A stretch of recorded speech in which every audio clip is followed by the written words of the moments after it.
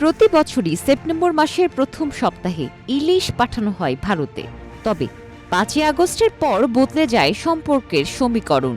এবার ইলিশের ভারত যাত্রা অনেকাংশেই অনিশ্চিত।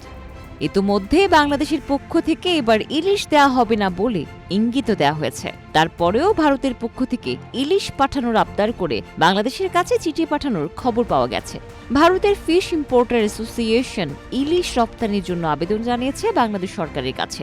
ভারতীয় গণমাধ্যম হিন্দুস্তান টাইমস বলছে, প্রতি বছর সেপ্টেম্বরের প্রথম সপ্তাহ থেকে বাংলাদেশ থেকে ভারতে ইলিশ যেত, আর প্রতিবারই শেখ হাসিনার সরকার ভারতে ইলিশ পাঠানোর ব্যবস্থা করত।